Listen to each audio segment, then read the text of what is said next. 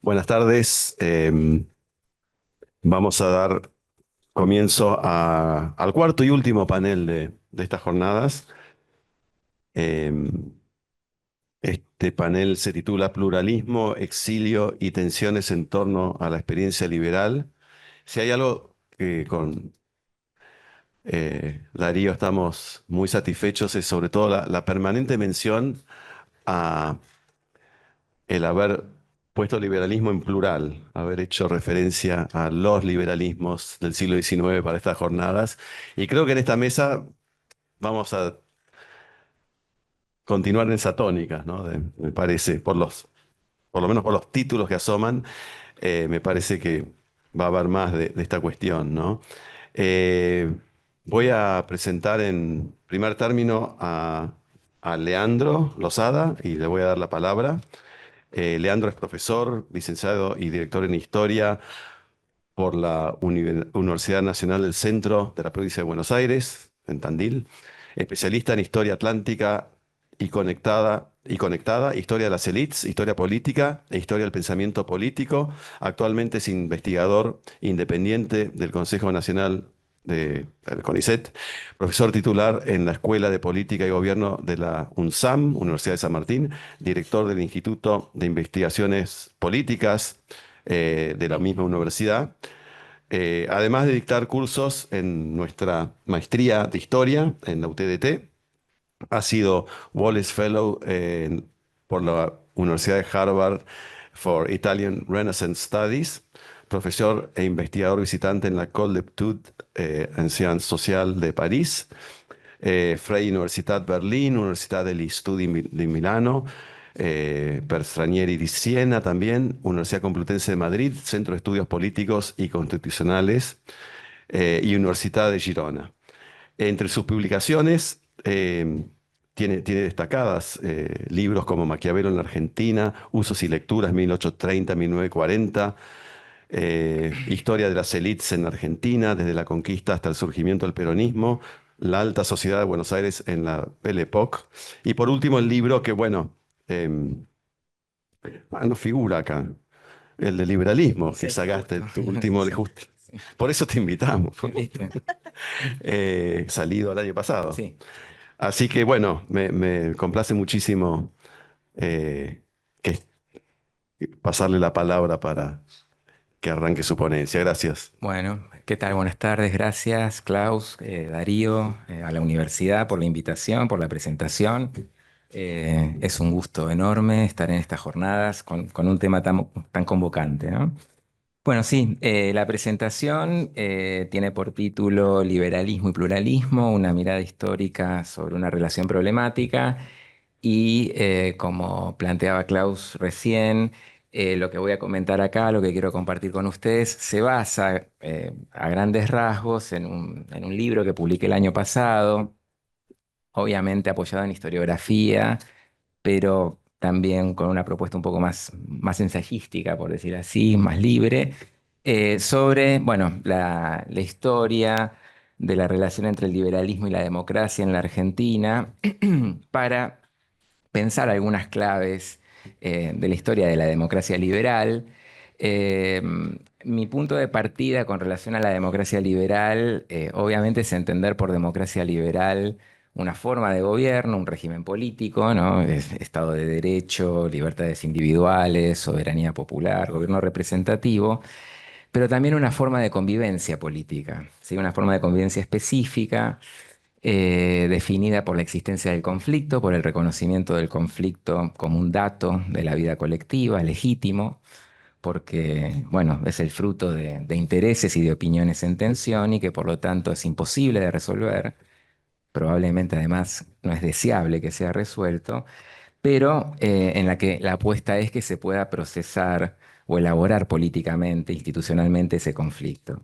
Entonces, mi punto de partida es que cuando se mira la historia de la democracia liberal entendida en este doble sentido, obviamente es una historia complicada, podemos llamarla fallida, errática, y si nos concentramos más en el periodo de los últimos 40 años, después de la recuperación democrática de 1983, podemos decir con cierta tesitura optimista que en el primer plano, como régimen político institucional, la democracia liberal tiene al menos un grado de consolidación que no había tenido hasta entonces en la historia argentina, pero que en cambio, como forma de convivencia política, tal como la planteé hace un momento, sigue siendo, en el mejor de los casos, un proyecto, un anhelo, pero no una realidad efectiva, ¿no? Por lo que acabo de decir, está claro que las inquietudes o esta reflexión sobre la democracia liberal tiene alguna vinculación con el presente. De hecho, el libro lo escribí, lo publiqué entre esos 40 años de recuperación democrática y el cambio político que hubo a fines del 2023. Pero obviamente no se basa solamente en una inquietud presentista, tampoco en una mirada normativa, es decir, entender que la democracia liberal es la forma ideal de democracia, sino en una constatación histórica, ¿sí? Y esta es que la Argentina se creó como nación con la convicción, con la apuesta de que la democracia liberal iba a ser su forma política, ¿sí? Es decir, una república verdadera en palabras de Juan Bautista Alberdi. Entonces, ese contraste entre esa apuesta fundacional con una certeza acerca de un futuro democrático y liberal y la historia que vino después, que no fundamentó tanto esa apuesta, motiva la pregunta sobre las razones, ¿sí? De la divergencia eventualmente entre liberalismo y democracia. Entonces, obviamente, esta pregunta, esta inquietud no es original, no es personal, hay una enorme bibliografía dedicada al asunto. Entonces, sí quiero comentar cuáles son los argumentos y las perspectivas en las que, al menos sin pretensión de originalidad, pero sí con algún sello personal, pensé este asunto. El primero es, bueno, obviamente pues soy historiador, tratar de historizar esa relación entre democracia y liberalismo en la Argentina y con una perspectiva histórica entendida de una manera específica, ¿no? Es decir, la historización de los procesos sociales se puede pensar de dos maneras, complementarias pero distintas, atenta a las continuidades, a las perduraciones o atenta a las rupturas y a los cambios. A mí me interesa en esta presentación y en el ensayo que publiqué, justamente ensayar una mirada más de largo plazo, ¿sí? Más atenta a continuidades, a ver si hay en la historia argentina fenómenos, tendencias que podemos entender que han existido a pesar de cambios de contexto. Es por lo tanto una perspectiva que asume, que subordina los cambios y las rupturas y desde ese punto de vista reconozco que puede haber alguna insatisfacción, al menos con la perspectiva asumida. El otro punto es pensar la relación entre liberalismo y democracia justamente desde el liberalismo más que desde la democracia y por la perspectiva de largo plazo que me interesa, también porque como historiador me he dedicado fundamentalmente al siglo XIX y más específicamente a la segunda mitad del siglo XIX, me concentro en la llamada Argentina liberal, ¿sí? Es decir, el período histórico que al menos se puede delimitar entre la sanción de la Constitución Nacional en 1853 y la reforma electoral de 1912, que es no solo el momento de construcción de la nación como tal, sino también del de mayor predominio del liberalismo en la historia argentina. Por supuesto, no soy el primero en ir a reflexionar sobre el liberalismo argentino para pensar los problemas de la democracia en la Argentina, pero aquí sí creo que puede haber alguna originalidad o bueno, alguna marca personal sobre el asunto. En general, cuando se ha ido a pensar en el liberalismo para adjudicarle al liberalismo los problemas de la democracia en la Argentina, se han resaltado dos rasgos de la tradición liberal en la Argentina, el autoritarismo o el conservadurismo, es decir, la oposición al sufragio universal, el rechazo a la sociedad de masas, ya en el siglo XX el aval, el apoyo a golpes de Estado, es decir, todas aquellas características políticas, doctrinarias, que justifican la inscripción del liberalismo en una historia de las derechas en la Argentina.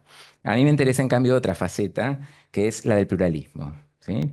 En primer lugar, porque creo ha sido menos incorporada una reflexión más sistemática, histórica, sobre las características del liberalismo y su relación con la democracia. En segundo lugar, porque sin pluralismo es difícil una democracia liberal entendida como una forma de convivencia política como la que mencioné al comienzo de mi presentación.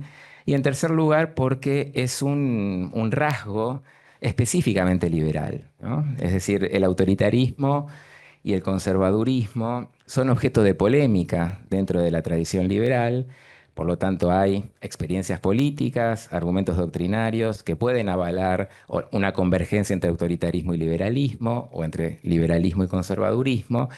Y por supuesto también hay conservadurismos y autoritarismos no liberales, incluso explícitamente antiliberales. El pluralismo, en cambio, es parte de las raíces doctrinarias e históricas del liberalismo, ¿no? Las libertades de creencias, de opinión, de expresión, son exigencias fundacionales de la tradición liberal y sustentan, o en todo caso hacen posible pensar de manera pluralista la sociedad. Y cuando hablo de pluralismo, lo distingo de tolerancia, ¿sí? Que a menudo son dos conceptos o dos ideas que se utilizan de manera indistinta.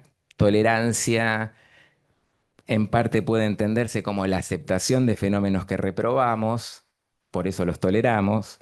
El pluralismo, en cambio, es un paso más allá, entiendo, ¿no? Es reconocer la existencia legítima de visiones del mundo, modos de vida, proyectos políticos diferentes, más aún opuestos, y por lo tanto potencialmente en conflicto, al menos en competencia.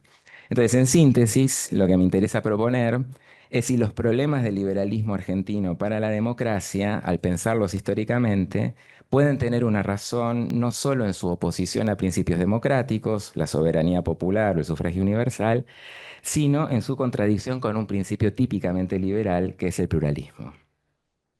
Entonces, mi argumento es que si uno mira la Argentina liberal de 1853 a 1916, la vida pública, la forma de concebir y de pensar la política y de practicar la política, no tuvo en el pluralismo un rasgo destacable, prevaleciente. Y me refiero, lo subrayo, ¿no? A la dimensión explícitamente política, porque es sabido, ¿no? La Constitución Nacional consagró amplias libertades civiles. Me refiero al funcionamiento de la vida pública, de la vida política. Mi manera de pensar el período es la coexistencia entre dos fenómenos contrastantes. El primero, un sólido y también bastante súbito consenso sobre un proyecto liberal, la creación de una nación como una república federal y representativa, de amplias libertades civiles, como recién señalé, plasmada en la Constitución de 1853-1860, que coexiste ese consenso con una conflictividad intensa, igualmente perdurable, extendida, a menudo feroz y violenta. Por supuesto, no es el mismo tipo de violencia, el mismo tipo de conflicto político que el prevaleciente en la primera mitad del siglo XIX, no es el escenario de las guerras civiles. En parte la gran diferencia, en parte o en buena medida la diferencia es justamente el consenso acerca del proyecto de nación, pero es un conflicto igualmente polarizante, igualmente excluyente, en donde el discurso político, pero también las prácticas políticas, ahí yo entiendo que las palabras no solo son coartadas, también son performativas, es decir, condicionan las acciones, no solo las reflejan. Hay una forma de presentar, de caracterizar y de vivir la lucha política de manera excluyente, ¿no? El mal gobierno enfrentado a la Constitución, plasmado asiduamente en un enfrentamiento entre nación y oligarquía, es una forma de caracterización del conflicto político que puede retrotraerse al menos hasta el mitrismo en los años 1860, es decir, prácticamente en el momento de organización constitucional, o al menos de integración de Buenos Aires a la nación, discursos, formas de acción política que se reeditan en los años 1880 con la Unión Cívica, en la que sabemos que el mitrismo tuvo lugar, y a partir de los años 1890 en un desprendimiento de la Unión Cívica, que es el radicalismo. Aquí, al decir esto, sumo una nota al pie, que no voy a desarrollar por una cuestión de tiempo, pero que sí quiero mencionar, y es que esta tendencia a vivir de manera polarizante y excluyente el conflicto es propia de una manera específica de concebir la política en la Argentina liberal, que es de un liberalismo de declinaciones republicanas, que creo yo que es lo que vincula a mitrismo y radicalismo a lo largo de la segunda mitad del siglo XX, perdón, del siglo XIX. Entonces, como decía, creo que cuando uno mira la Argentina del siglo XIX, hay algunas marcas que son singulares, ¿sí? La primera es, sobre todo, por ejemplo, en el contexto panamericano, hispanoamericano, pero también en relación con los Estados Unidos. La Argentina es un país que tardó en alcanzar la organización constitucional, más de 40 años, entre la revolución y la sanción de la Constitución, pero una vez que esa Constitución se establece, no hay ningún actor político relevante de la vida pública que cuestione la Constitución, sino que la Constitución se convierte en el gran fundamento o justificador de todas las acciones políticas de los actores en conflicto, incluso de los levantamientos armados. Digo que esto es una singularidad porque en comparación con otros países hispanoamericanos, la Argentina llega un poco tarde a la organización constitucional, pero si llega tarde, una vez que alcanza la organización constitucional, esa constitución no es objetada, no es resistida, no es impugnada. Y esto no solo es una diferencia, insisto, con otros países hispanoamericanos, sino con los propios Estados Unidos, ¿no? El conflicto, en todo caso, entre Confederación Urquicista y Buenos Aires no tiene punto de comparación con la guerra civil norteamericana de 1861 a 1865, cuando un conjunto de estados desconocen al gobierno federal. Al mismo tiempo es cierto que hay que agregar un matiz que creo que es importante y que hace sistema con algunas cosas que se plantearon en el panel de la mañana. Hasta los 80, la justificación del alzamiento contra el gobierno o la imputación de tiranía a los círculos gobernantes abreva mucho en principios federales, es decir, la arbitrariedad del gobierno central es afectar autonomías provinciales. Esto creo que es un vínculo entre las sublevaciones federales de los años 60 y 70 y la revolución del 80 en Buenos Aires. Después del 80, y en ese sentido creo que no solo es la creación del Estado Nacional, sino la aparición de ese actor político que es la Unión Cívica Radical, esa polarización gana, si se quiere, en profundidad, porque en el 90 la acusación de mal gobierno, de oligarquía al gobierno nacional de ese entonces, ya no es por afectar intereses provinciales, autonomías provinciales, sino afectar al conjunto de la nación. Entonces es un discurso que de alguna manera replica la tradición mitrista, pero que tiene ahora mayor consistencia o realismo como consecuencia de que la nación ya es una realidad, al menos en términos de integración territorial, eh, evidente, ¿no?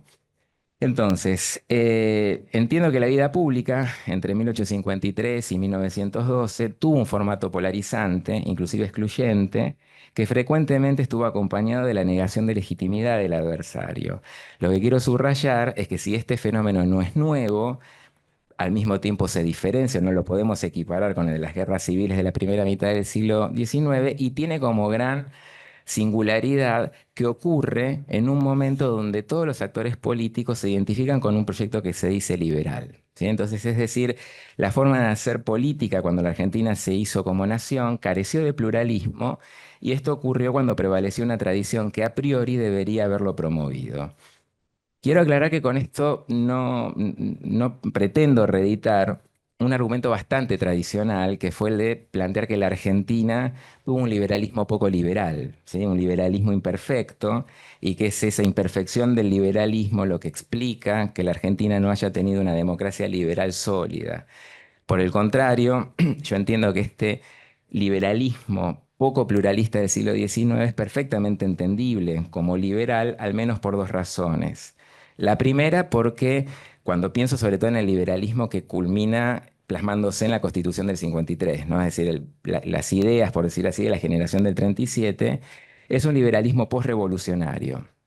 Es decir, que su premisa es un diagnóstico crítico de la revolución, en tanto, obviamente, produjo la independencia, pero también guerras civiles y tiranía, y por lo tanto el conflicto y la división está asociado con la arbitrariedad y de allí que la libertad se haya pensado en relación, no en oposición, con la unidad política y la construcción estatal, quedando en un segundo plano la relación entre libertad, diversidad y pluralidad.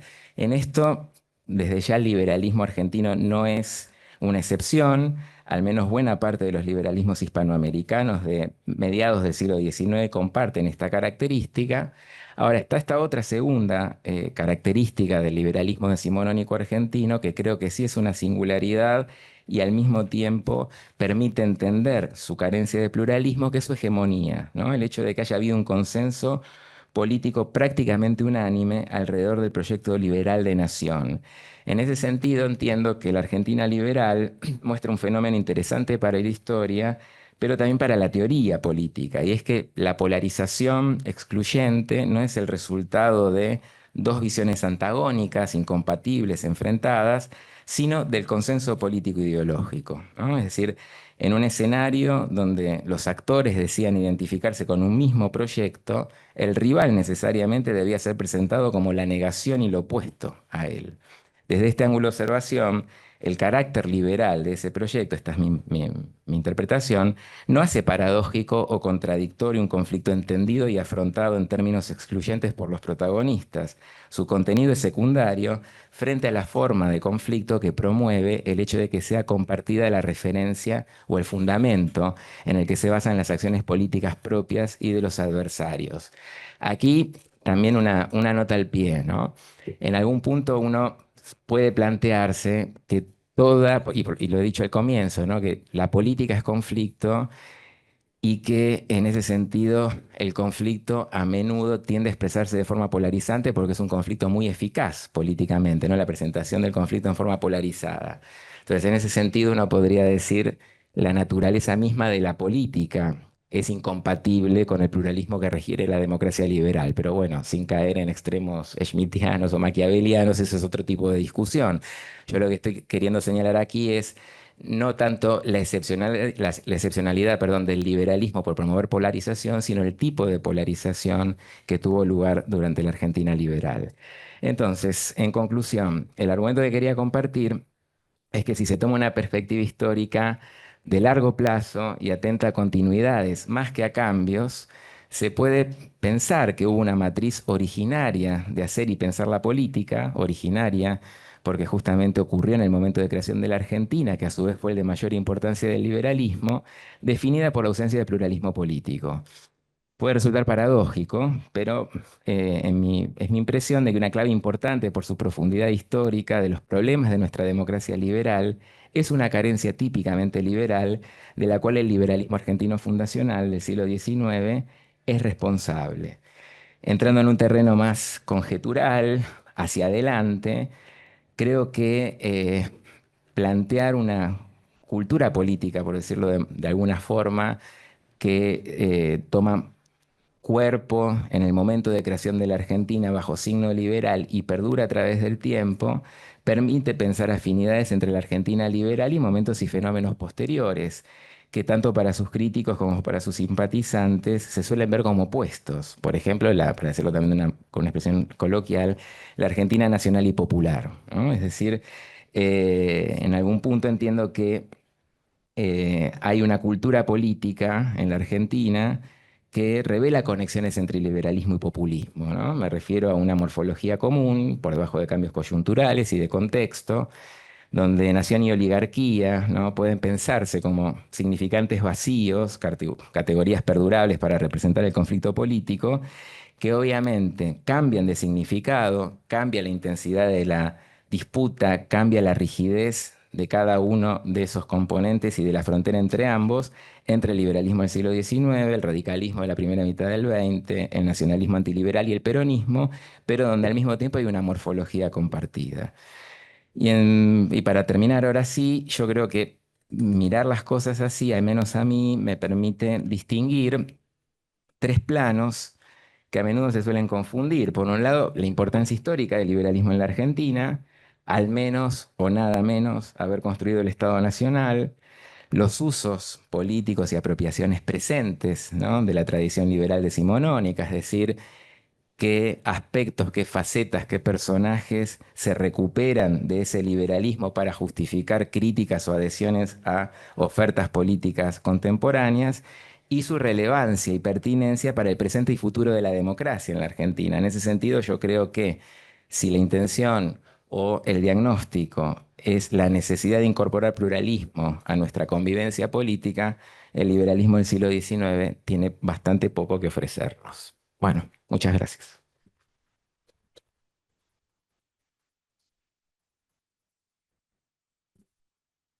Mm.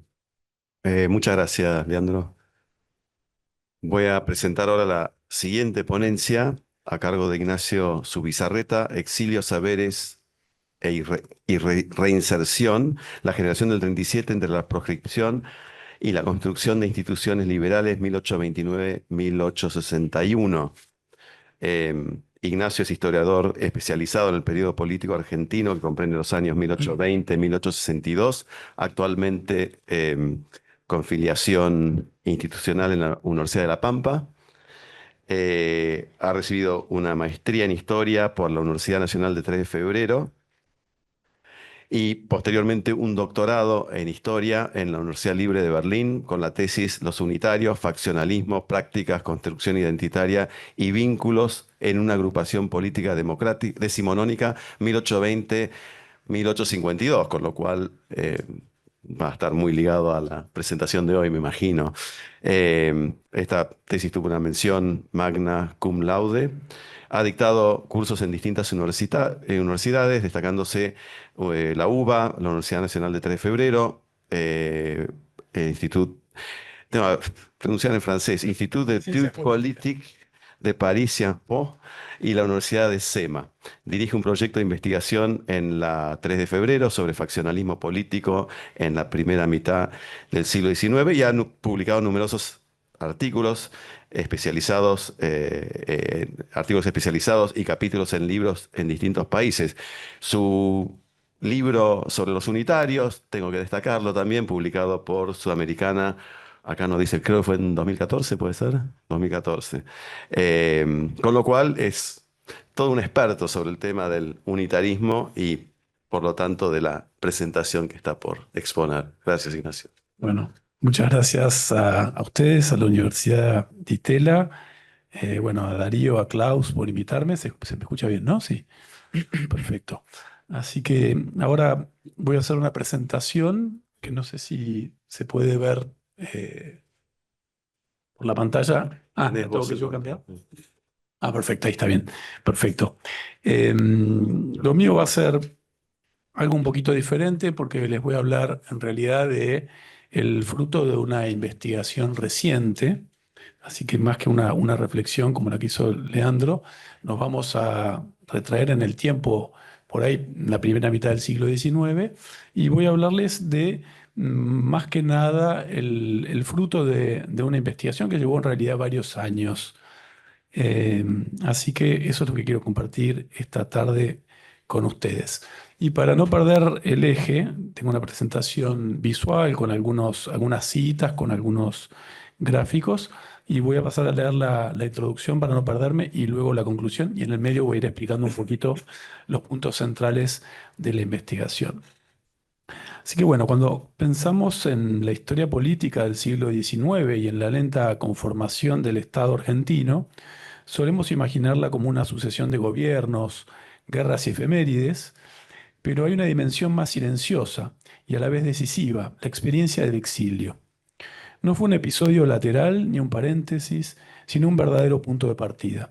El liberalismo argentino, ese proyecto que se propuso reconstruir la República, ordenar el Estado y modernizar en algún aspecto la sociedad, no nació solo en Buenos Aires o en las provincias, sino fuera del país, en Montevideo, en Santiago, en Valparaíso, en pensiones, en cafés, en redacciones de periódicos, en viajes, en oficinas departamentales de gobiernos foráneos, desde donde los desterrados repensaron a la distancia lo que significaba la Argentina.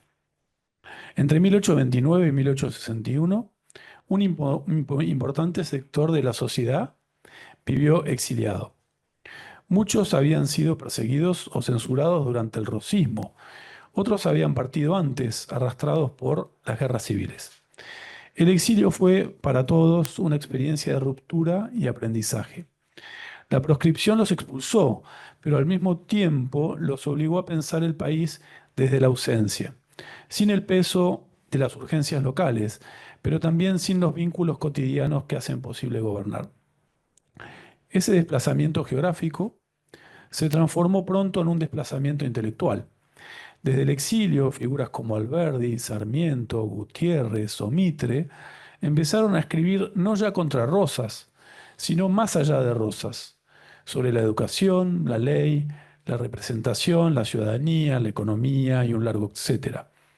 El exilio fue también una densa red en torno a las imprentas, a la redacción de periódicos, a las tertulias, a los despachos de gobierno. Se fue tejiendo un sistema de correspondencias y complicidades que unía Chile y Bolivia con Uruguay, pero también con algunos centros de resistencia al interior de la Confederación.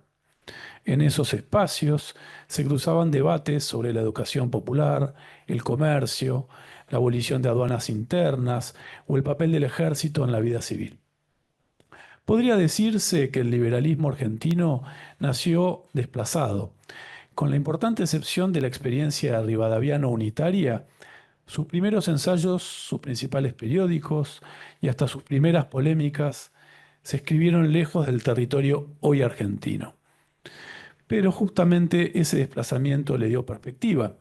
Y cuando esa generación, la del 37, regresó después de Caseros, había transformado la experiencia de la expulsión en un saber que podía ser muy útil.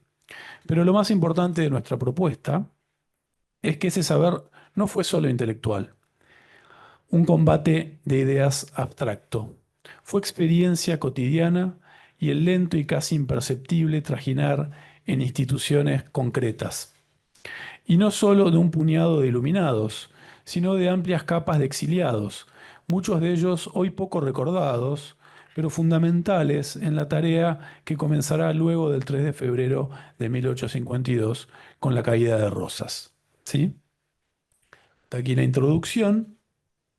Y aquí lo que quiero compartir con ustedes es un poco esta investigación, ¿sí? Que tiene varias aristas y que principalmente la propuesta tiene que ver con tratar de analizar qué papel jugaron los retornos es decir, los exiliados, en los procesos de construcción institucional basados en la reincorporación de emigrados y cuál fue el impacto en la política y en la consolidación del Estado argentino en la segunda mitad del siglo XIX, sobre todo en la década de 1850 y parte de la década de 1860. Postulamos, en este caso, que la experiencia del exilio se convirtió en una escuela de aprendizaje práctica para el aprendizaje del manejo de las instituciones políticas que se consolidarán en la segunda mitad del siglo XIX. Y ahora vamos a poner algunos ejemplos al respecto, ¿no? Pero antes que nada voy a hablarles un poquito de metodología y en ese sentido veo que hay varios que están aquí que son bastante jóvenes y que por ahí puede ser útil explicar algunas cuestiones, como por ejemplo, esta investigación se basó en un estudio prosopográfico. Y yo no sé si todo el mundo sabe lo que es una prosopografía, no sé si lo saben, ¿no? Veo muchos jóvenes adelante, no es una cuestión necesariamente etaria, pero es una herramienta muy puntual y que hoy a la mañana me dije, ¿qué es una prosopografía? Tengo que definir dos palabras de qué es una prosopografía. Es una herramienta que usan los historiadores y algunos sociólogos también en otros campos del saber, que sirve para hacer investigaciones de grupos, de amplios grupos, ¿sí? Y en ese sentido le pregunté a la mañana al ChatGPT, porque no me animaba a dar una definición, y me resultó curioso, la quiero compartir con ustedes por una cuestión particular. La prosopografía es una técnica de investigación histórica que consiste en reconstruir las características comunes de un grupo de personas. Por ejemplo, funcionarios, exiliados, intelectuales o comerciantes, a partir de estudios sistemáticos de sus trayectorias individuales. Es decir, es un grupo de personas que tiene algo en común, generalmente algo que le genera un cierto nivel de coherencia, y que ese grupo puede ser estudiado en sí mismo, ¿sí?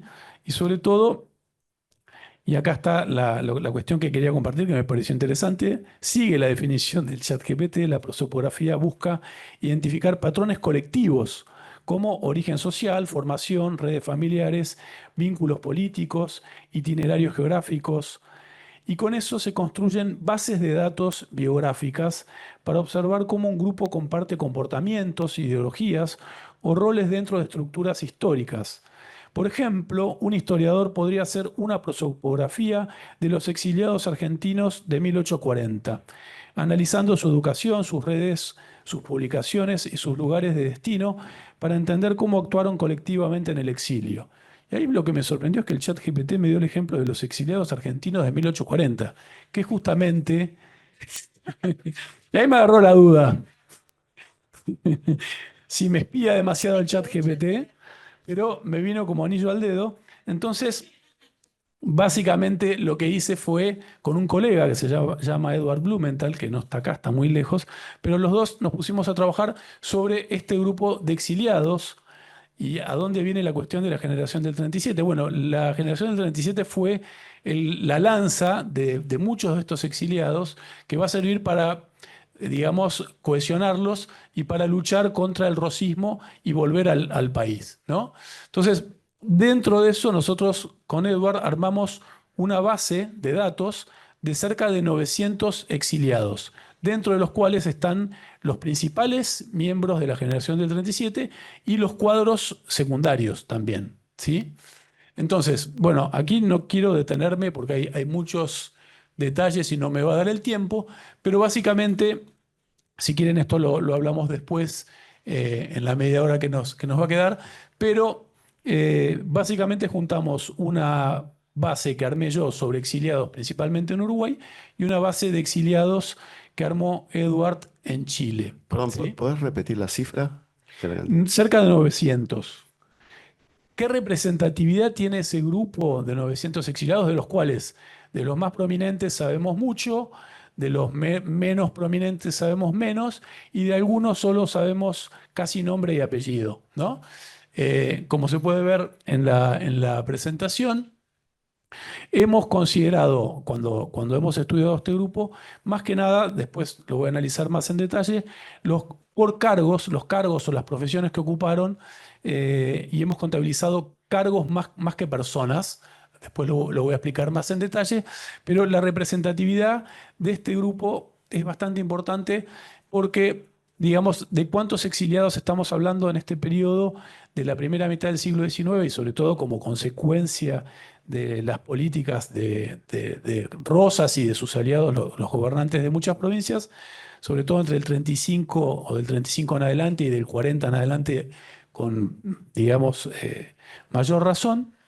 Bueno, hay un censo de Chile que habla de más de 10.000 exiliados argentinos en ese país, y hay un censo del año 43, si no recuerdo mal, en Montevideo, que va a hablar que para Montevideo hay cerca de 2.700 argentinos, ¿sí? Entonces, 900 es un número bastante importante de ese universo, que igual las cifras son, digamos, no muy precisas necesariamente, pero nos dan una idea, ¿no? Em, en base a esa información hemos podido reconstituir con algunos sesgos cuáles fueron los principales centros de exilio, dentro de los cuales se van a, digamos, van a sobresalir Uruguay, Bolivia y Chile, y dentro de cada uno de estos países algunas localidades en particular, como Santiago, Valparaíso, que son por ahí las más conocidas, y Montevideo. Pero los exiliados no se limitaron a esos destinos, sino, como se puede ver en el gráfico, que creo que no se puede ver mucho porque es medio chiquito, pero hay un montón de otras localidades dentro de esos países, ¿sí? Que van a cumplir un rol fundamental. ¿A qué se dedicaron los exiliados cuando estuvieron en el exilio? Y repito, dentro de estos exiliados, la generación del 37, los más prominentes y los no tan prominentes. Primero que, bueno, como estos exiliados, muchos de ellos tenían experiencia gubernamental, porque habían tenido alguna participación, o eran letrados que se habían formado en la década del 20, en el periodo rivadaviano unitario, si se quiere, no solo de Buenos Aires, sino también de las provincias que habían llegado a Buenos Aires, como el mismo Alberdi. eh, Van a llegar a distintos destinos Y van a ser las necesidades de esos destinos los que van a ir forjando a qué se van a dedicar cada uno de ellos, ¿no?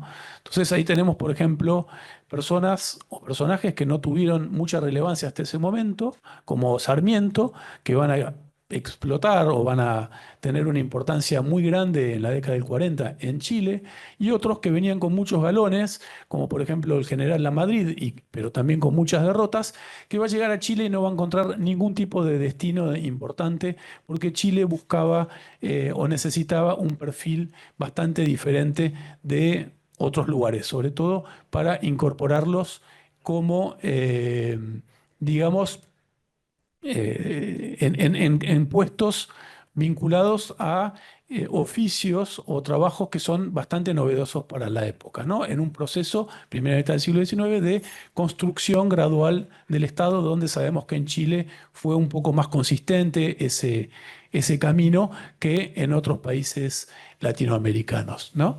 Por falta de ciudadanía, la mayoría de ellos no ocuparon cargos electos, pero sí tuvieron una centralidad en otros lugares como de vanguardia y crecimiento, como la educación, la prensa, la gestión pública, las profesiones liberales y también secundariamente en Chile y más en Uruguay y en Bolivia, dentro del ejército y en la diplomacia, ¿sí? En ese cuadro vemos que por lo menos 44 de ellos ocuparon cargos públicos y muchos tuvieron una continuidad en el ejército, ¿no?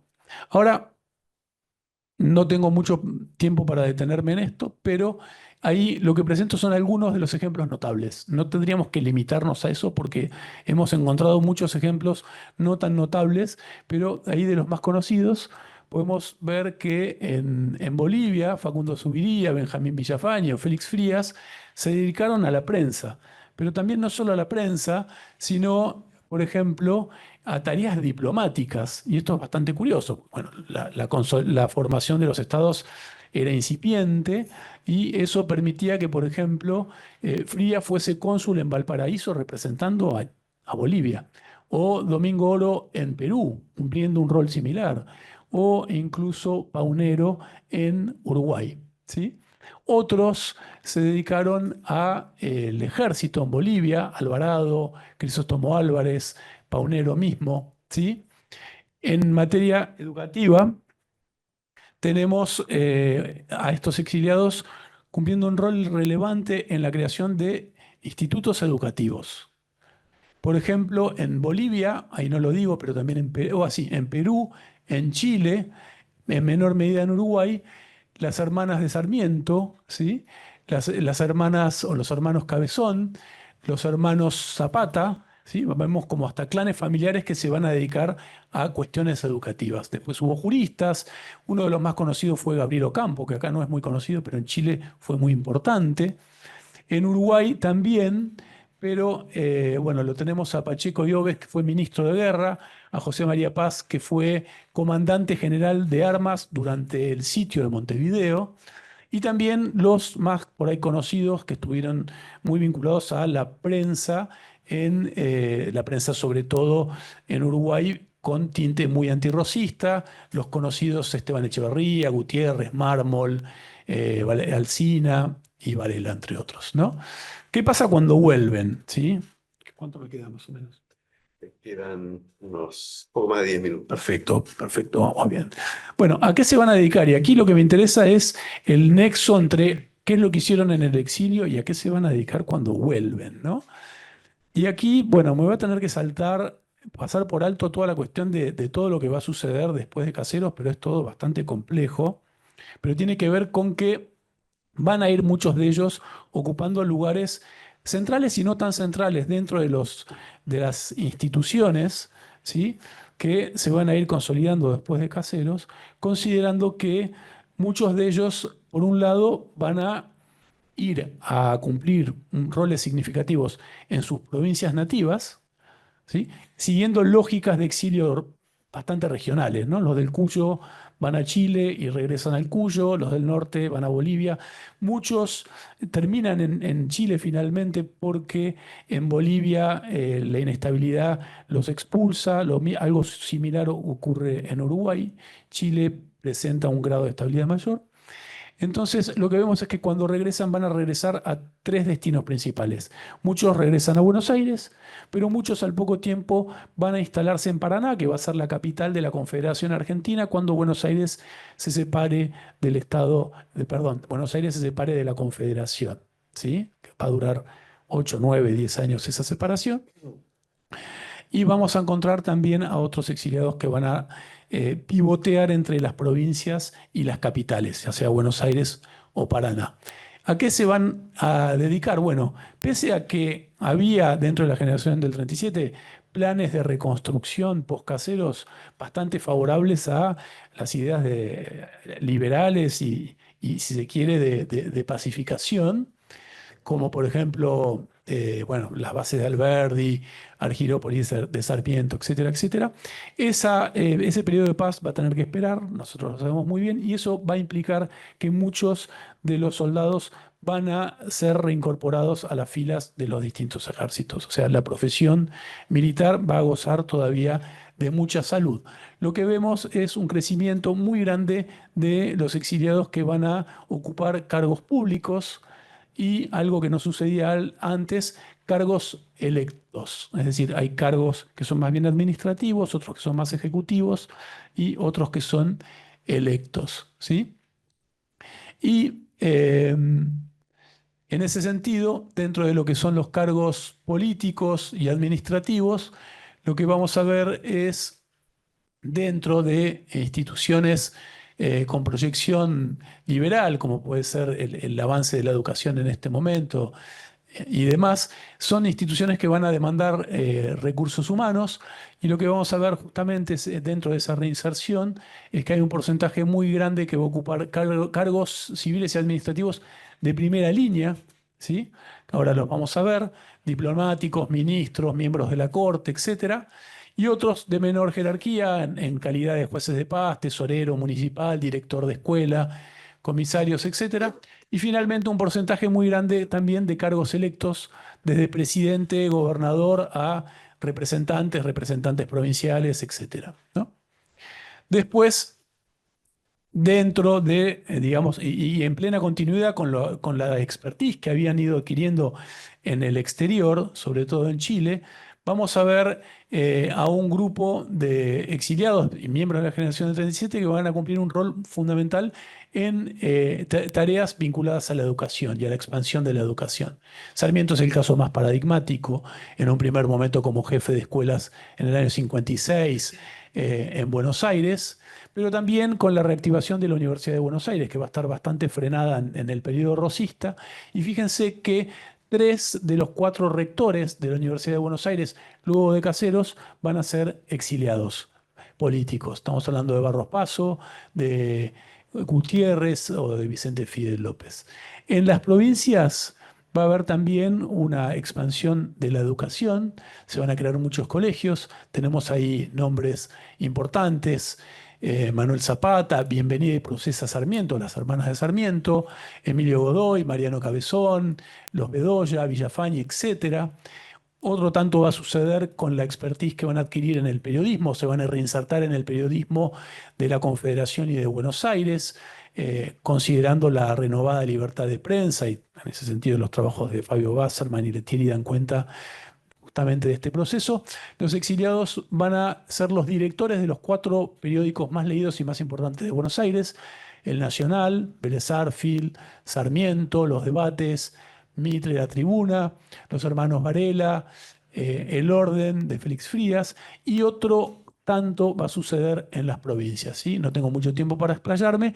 Y también van a tener roles clave en las nuevas instituciones de sociabilidad que estudió Pilar González hace ya mucho tiempo, en los clubes políticos, en los clubes de recreación y también en la masonería.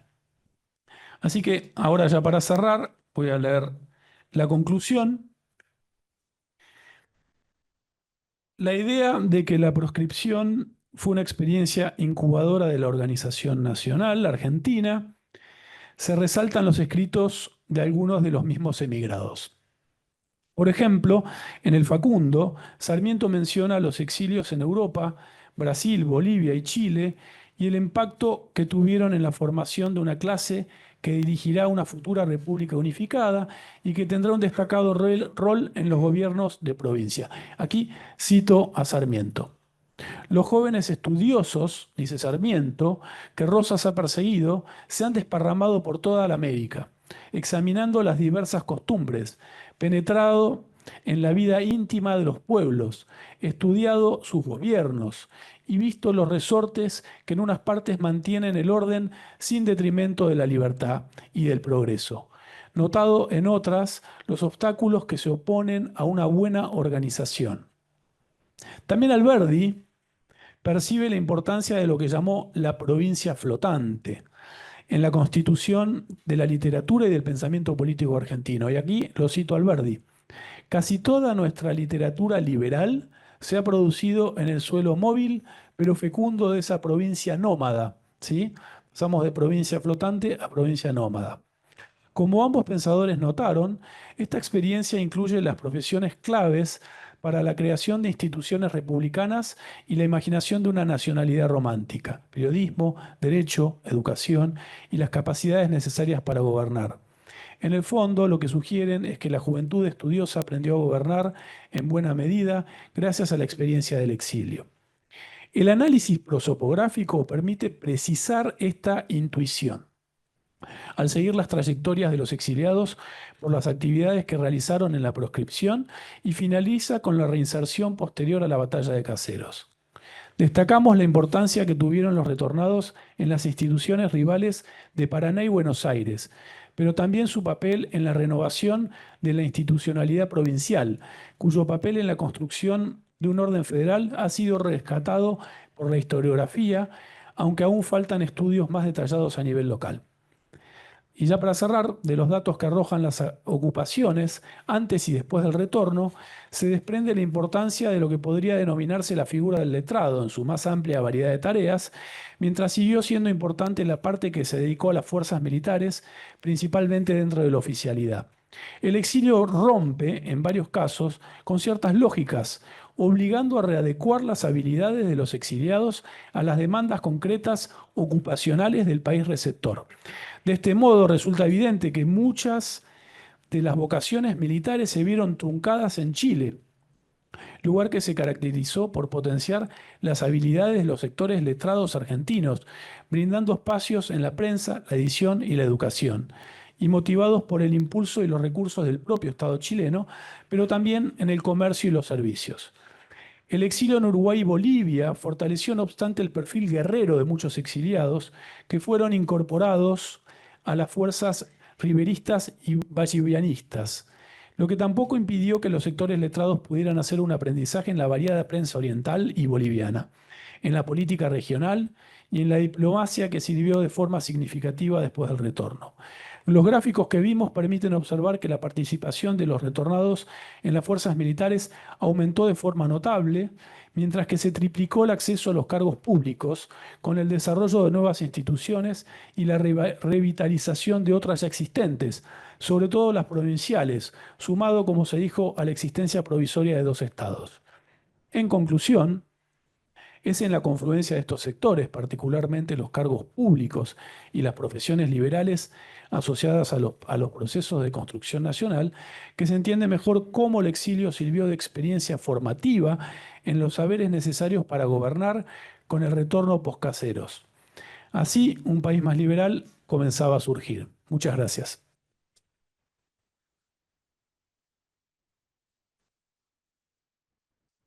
Muchas gracias, Ignacio. Presento ahora a María Victoria Barata, investigadora adjunta de CONICET y profesora en la UBA, también en esta universidad, que va a presentar la ponencia titulada Palabras de un ausente, propuestas y tensiones en torno al pensamiento liberal de Juan Bautista Alberdi. María Victoria es miembro del proyecto UBACIT sobre historia conceptual en el Río de la Plata en el siglo XIX. Fue becaria doctoral y postdoctoral del Instituto de Historia Argentina y Americana, doctor Emilio Ravignani, y del CONICET, perteneciente al CONICET. Sus investigaciones abarcan el siglo XIX en la Cuenca del Plata desde una perspectiva de historia política, cultural e intelectual.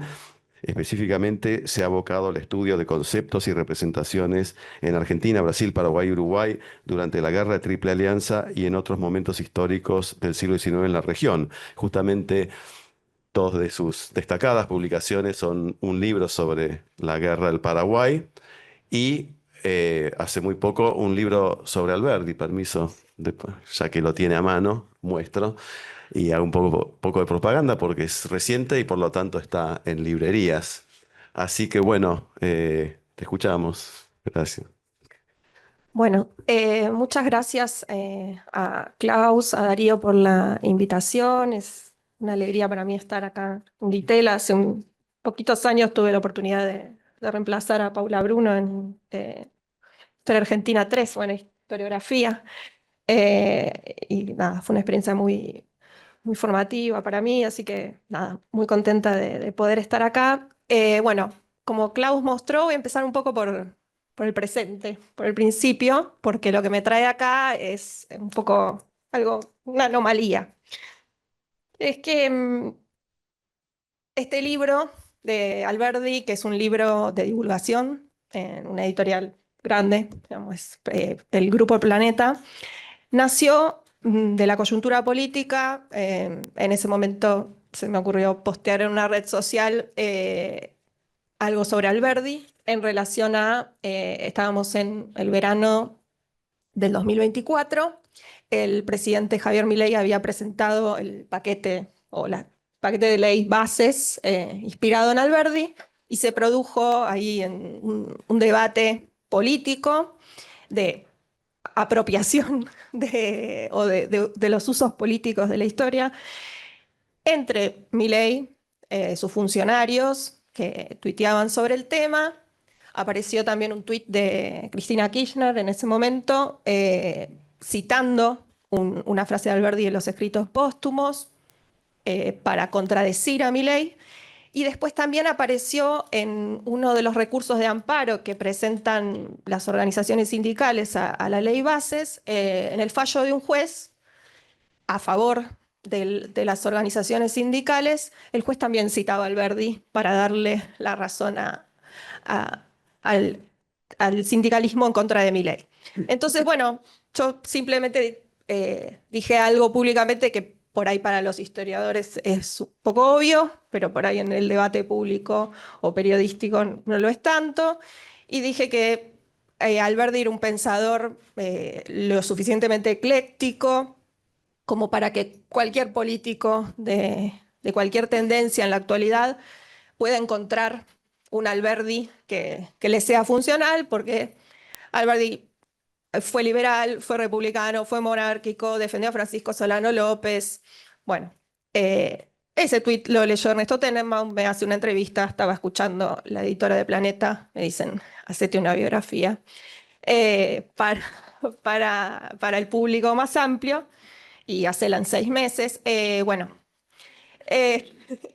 y bueno, hice lo mejor que pude, pero estoy acá porque lo que pasó este año fue que lo que yo tenía de Alberdi, del mundo académico, si se quiere, un poco lo que había analizado con él sobre la guerra del Paraguay para mi tesis, y bastante lo que trabajamos, yo soy profesora en pensamiento argentino y latinoamericano, una materia en la Facultad de Filosofía y Letras, donde vemos mucho al Alberdi romántico. Bueno, había que traducir eso, más todas las otras obras de Alberdi al gran público. Pero este año tuve como la alegría de que el libro fue despertando interés en la comunidad académica también.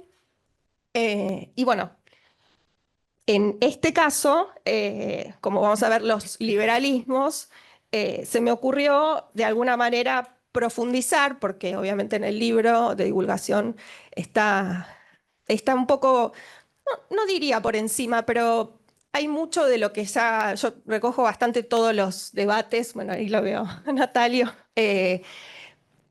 porque la verdad es que es un autor súper revisitado, estudiado, entonces una de las cosas que hago, porque me parece que está bueno para la divulgación, es decir, bueno, esto ya se debatió y fulano piensa esto y mengano piensa lo otro. Pero bueno, para un espacio académico, lo que hice es, bueno, ok, hay unas identificaciones sobre el Alberdi liberal, justamente, esta especie de convertirlo para una parte de la clase política, la actual, pero vamos para atrás. Alperín decía, es el ideólogo post-mortem del roquismo. Ahí tenemos un menemismo que hizo una movida con la tumba, que lo sacó de la Recoleta y lo llevó a Tucumán. Bueno, Milei ahora, el revisionismo en su momento, con toda esta cuestión de la guerra, más ligado a otra tradición política y otra tradición historiográfica, también lo había revalorizado, pero en relación a lo que estaba pasando en ese momento la coyuntura y en relación a lo que vamos a ver hoy, me interesaba traer esta cuestión de el Alberdi liberal. Em, bueno, por supuesto que la formación que uno tiene y también el trabajo docente, en donde hacemos una especie de historia intelectual renovada, aunque ya son contextos que ya tienen varias décadas, pero en donde creemos que las ideas, un poco como decía Leandro al principio, son performativas, o sea, también Alberdi al escribir estaba haciendo cosas, todo el tema de la historia conceptual, ya hablaron en otras ponencias también, pero lo rescato porque es importante. Los conceptos políticos, como sería el liberalismo, no se definen porque tienen historia, entonces no pueden definirse. Bueno, a partir de eso que es también en lo que me formé y lo que trabajo, quería traer un par sí, de tópicos o tensiones en torno a lo que se consideraría el pensamiento liberal de Juan Bautista Alberdi.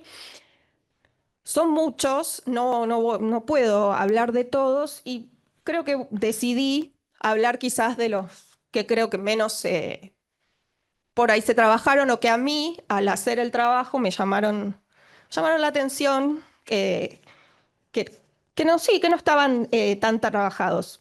También en esta idea de desmistificar de que Alberdi es una suerte de un padre del liberalismo argentino, sin desconocer, ahora que también hice todo el trabajo biográfico, que efectivamente las bases es la obra que va a perdurar por más tiempo, que su legado es muy importante y que tanto las bases como el sistema económico y rentístico de la Confederación, que es inmediatamente posterior y que es como un apéndice económico de lo que están las bases, eh, tiene una impronta liberal con sus peros. Eh, Tiene mucho que ver, yo no sé si fue casualidad pero parte de lo que voy a hablar se conecta con las dos ponencias. Bueno, Juan Bautista Alberdi, para recordarles, nace en 1810 en Tucumán, o sea, es uno de los hijos de la Revolución de Mayo, en una familia muy prominente de Tucumán, a tal punto que su padre era amigo de Manuel Belgrano y cuando Manuel Belgrano va con el ejército del norte a Tucumán, Alberdi jugaba con los elementos de estrategia y táctica y estrategia de Belgrano, eh, y muere en 1884 en Francia, o sea que su vida nos permite ver todo el siglo XIX, pero tiene tres características que creo que lo diferencian de otros personajes muy conocidos. Primero, y esto tiene que ver con lo que decía Ignacio, pero incluso es distinto, es que Alberdi es un exiliado permanente. Alberdi no vuelve, Alberdi se va a los 28 años con el rosismo, 1838, y vuelve cuando tiene 69 años a la Argentina. O sea, se pasa toda la vida en el exilio. En esta provincia flotante, como decía Ignacio, nómada, y Y yo diría que en un momento es exilio y en un momento es una decisión, hoy diríamos es un expatriado, porque la verdad es que su vida ya no corría peligro. Se le solicita todo el tiempo que regrese a la Argentina y él se niega, vuelve por muy poquito tiempo, a los 69 años, pocos años antes de morir en Francia. Entonces, ahora vamos a ver por qué esto también creo que tiene que ver es constitutivo de una parte de su pensamiento más liberal. La segunda cuestión es que, a diferencia por ahí de también otros de los personajes que hablaba acá Ignacio, es mucho más puramente, no puramente, pero predominantemente intelectual, más que político y funcionario o, digamos, de ocupar cargos políticos, me refiero. Y la tercera cuestión que se deriva de esto es que él nunca, a diferencia de muchos de su generación, él nunca empuñó las armas. Profundamente antimilitarista en muchas de sus obras, ahora vamos a ver. No está ese término, es posterior, pero no podría decir, hay un pacifismo de Alberdi o no, pero muy reticente a tomar las armas y esto le valió también bastantes discusiones con algunos amigos y adversarios como Sarmiento, que lo trató de cobarde por no haber vuelto a pelear en Caseros. Entonces, como Ignacio mostraba, hay una generación del 37 que se va al exilio, pero prácticamente todos vuelven. Bueno, Echeverría muere en Montevideo, pero prácticamente todos vuelven. Él se va a negar sistemáticamente a volver. Entonces, cuando reviso los tópicos liberales en todo el pensamiento de Alberdi, que básicamente son 8 tomos de obras completas, 16 de póstumos, o sea, y en ese momento tampoco estaba la ayuda de la inteligencia artificial, o sea, no había nada que ayudara sí, a asimilar toda esa documentación. Hay momentos muy prototípicos como las bases o el sistema rentístico de la Confederación, pero yo hoy quiero por ahí referirme a algunas partes menos visitadas. Entendiendo que, y un poco voy a adelantar las conclusiones porque quizás después no llego, entendiendo que el liberalismo alberdiano, o si es que eso puede pensarse de esa manera, pero yo creo que sí, porque si vamos a ver, estamos viendo liberalismos. Bueno, el liberalismo alberdiano fue una respuesta bastante pragmática y situada a la crisis de organización nacional que él ve desde lejos. Porque, como dije, es el ideólogo post-mortem del rockismo, o sea que muere cuando la cosa se empieza a pacificar y organizar. O sea, hay mucho más de pragmático que de dogmático. A la vez, y diferente de lo pragmático, hay un eclecticismo, un poco lo que hablaba Pablo Gerchunov ayer, en ese liberalismo. Analizar algunas tensiones constitutivas y con eso cuestionar la mitología doctrinaria que tiende por ahí a simplificarlo, sobre todo desde los usos políticos, que igual está, o sea, también está bien, el trabajo de los políticos es uno, el nuestro es otro y no hay problema.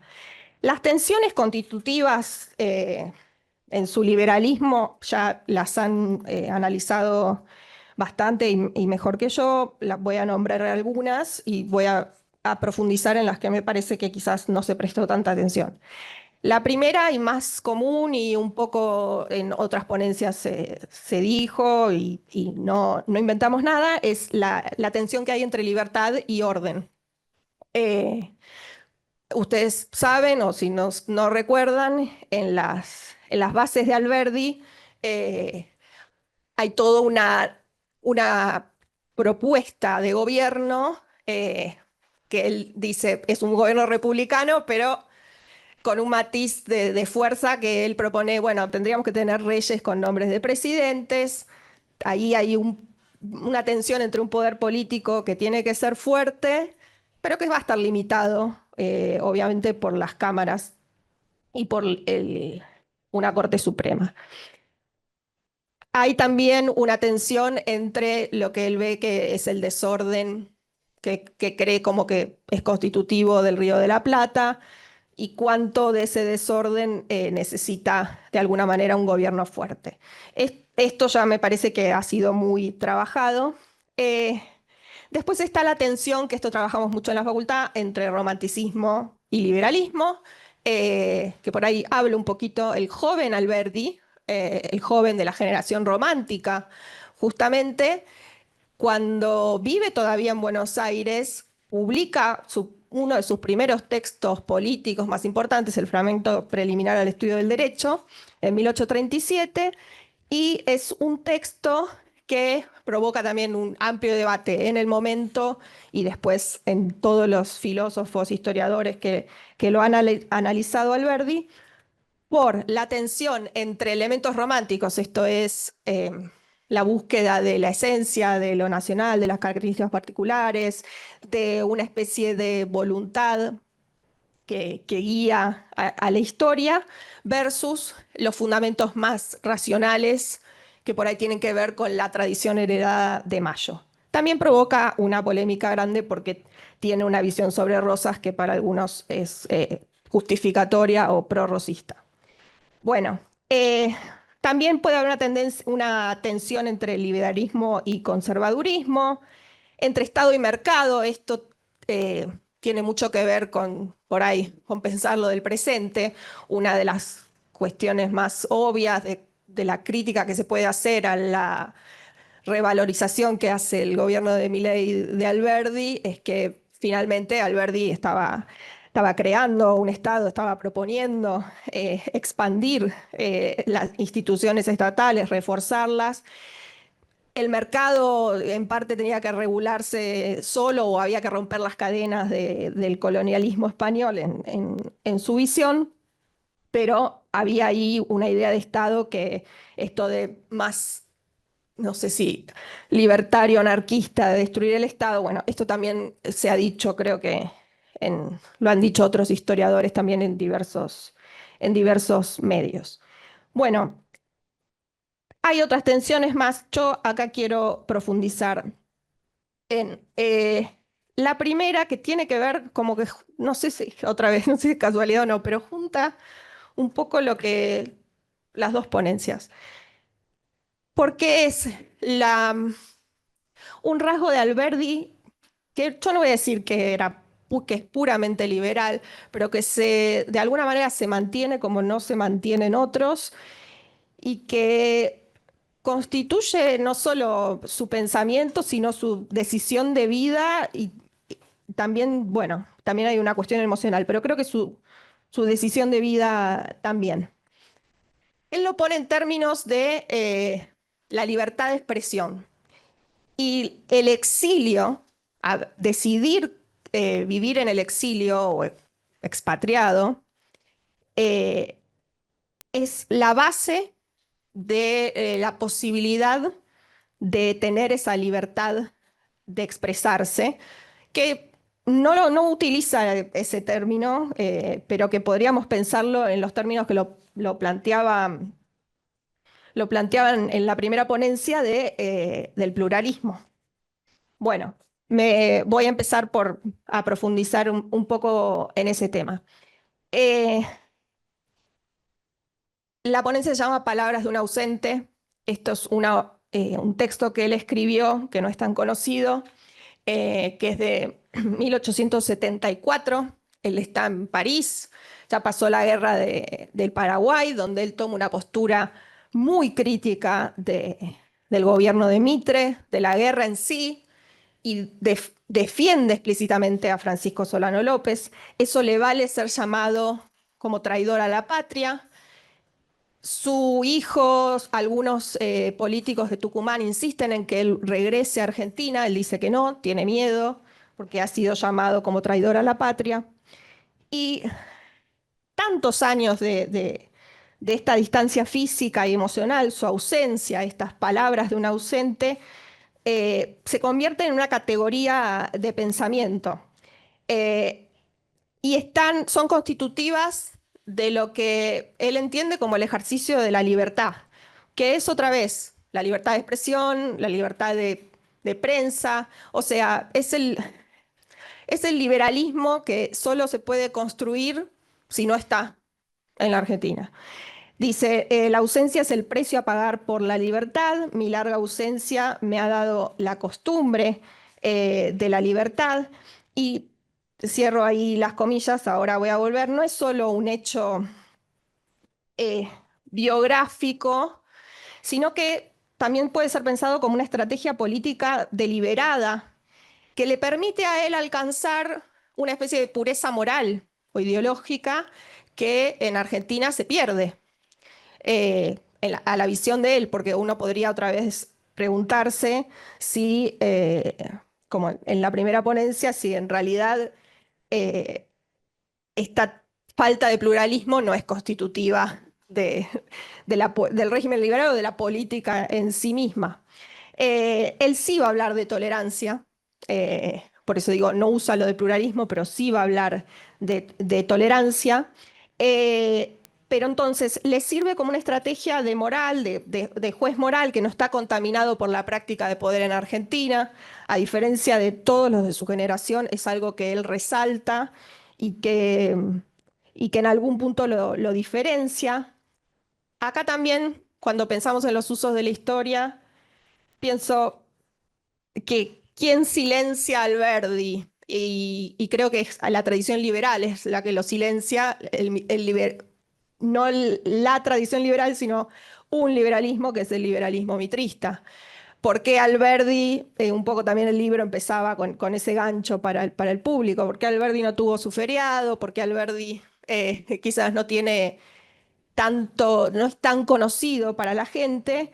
Bueno, nuestro primer historiador, el liberalismo mitrista, también en su encono personal, yo creo que lo silenció y creo que lo silenció más que incluso que por ahí una cierta vertiente de la tradición revisionista y que hoy pudo haber sido retomada también por el kirchnerismo, que es lo que incluso Cristina Kirchner tomó, eh, que revalorizó mucho a ese Alberdi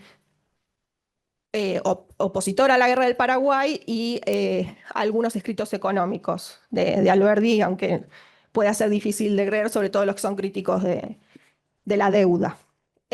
Bueno, entonces, en palabras de un ausente, Alberdi sostiene que la verdadera, ¿cómo entiende esta libertad? Habla de libertad política, dice, eso es lo que me da seguridad personal frente al poder arbitrario del gobierno. Lo dice en otras obras también y en otros escritos que tiene en esa época.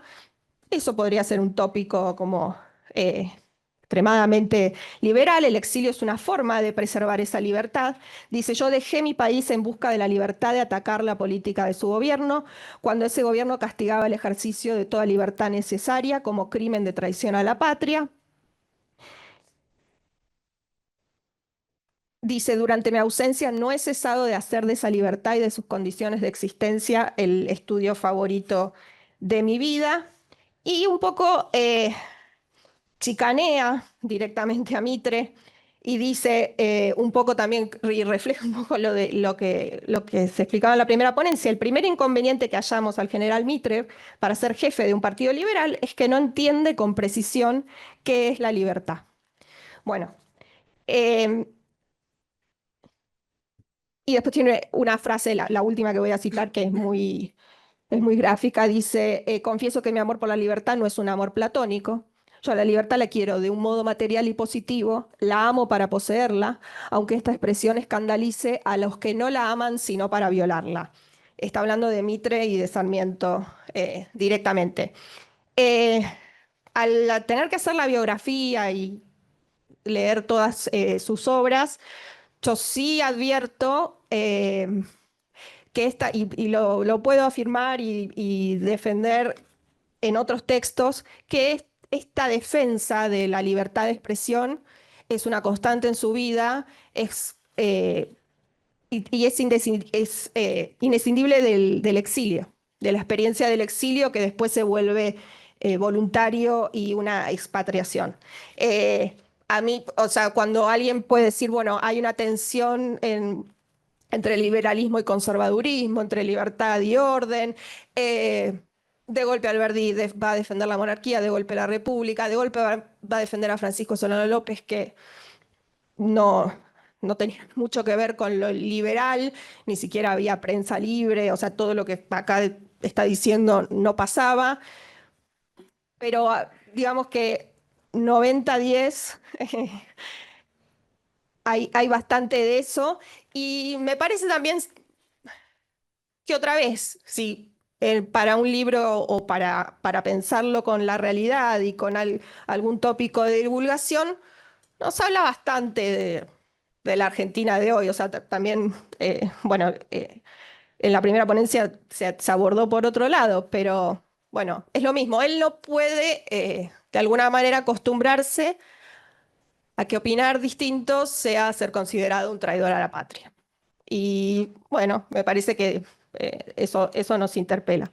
En segundo, la segunda relación que me interesa y que también la vi bastante permanente, tampoco sé si hay algo dogmático, pero también hay algo pragmático, y acá diría que a veces tiene que ser más pragmático de lo que quisiera, es esta, vamos a decir, postura favorable a la paz.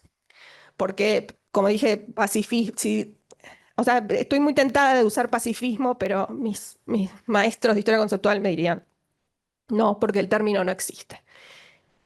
Perdón. La postura favorable que tiene Alberdi a la paz también es bastante, así como el exilio y la consecuente defensa de la libertad política y la libertad de expresión, la postura que tiene durante prácticamente toda su vida a favor de la paz, de manera más dispersa en un principio cuando es joven, más crítico de la guerra que defensor de la paz. Vamos a decirlo así, en el fragmento preliminar dice, bueno, ya pasó la era de la revolución, de la violencia, ahora llegamos nosotros que tenemos que pensar la era del pensamiento del país. Y después, en su exilio en Chile, en las bases, más ligado al comercio, a la economía, como las mercancías viajan a través de la paz. Eh, a partir de la paz solo se puede llegar a la modernización y al desarrollo económico, y ese momento alberdiano está un poco todo más sujeto, determinado por la economía.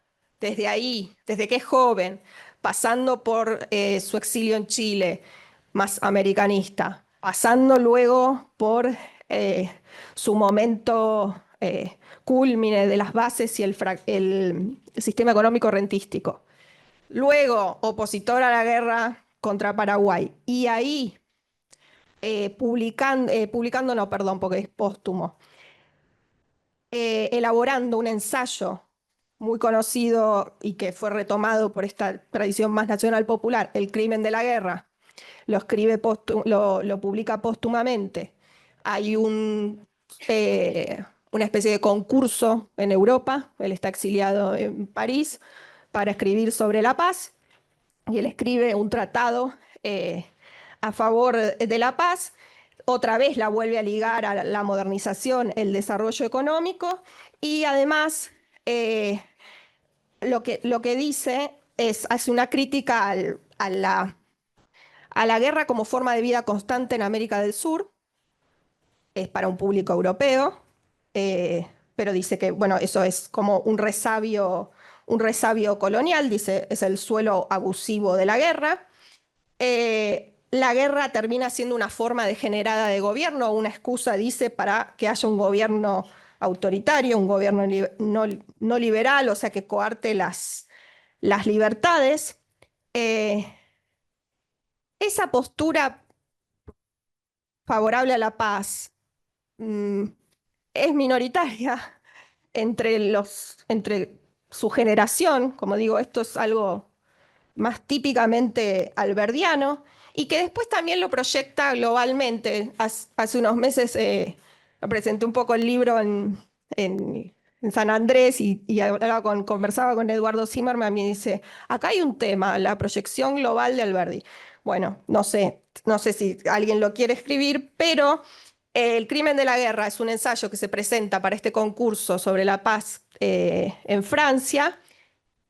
Lo publica póstumamente el hijo de Alberdi a principios del siglo XX y 5 años después el presidente de la Asociación de Derecho Internacional lo traduce al inglés y dice, lo prologa y dice, este estudio fue pionero de avanzada, está escrito en 1870, este señor Alberdi fue de avanzada. Bueno, después hay una parte que es al final de su vida que escribe, vuelve a Argentina y va a dar una conferencia que se habla sobre la omnipotencia del Estado contra la libertad individual. Ahí también hay un manifiesto liberal muy fuerte, pero ya no voy a tener tiempo de hablar de eso.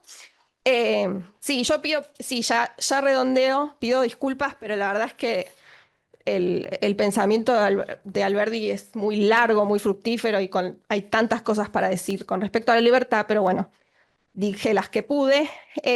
Pensar hoy, Alberdi implica recuperar sus tensiones, eh, también sus certezas.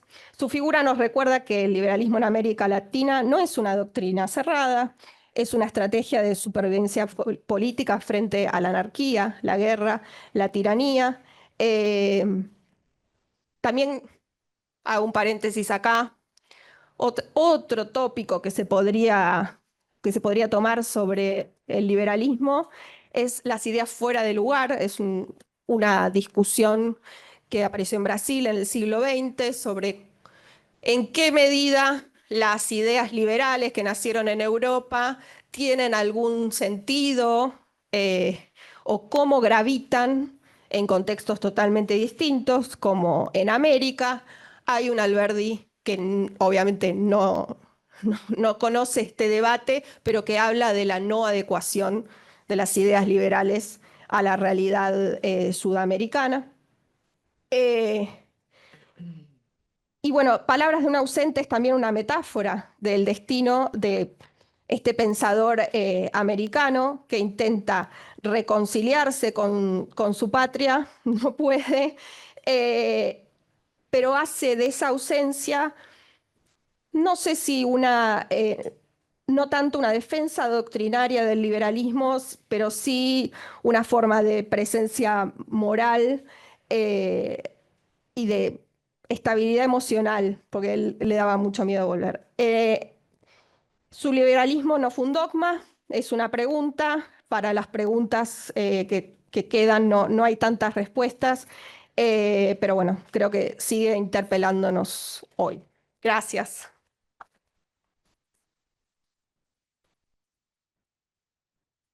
Muchas gracias, María Victoria. Y a continuación abrimos espacio para algunas preguntas.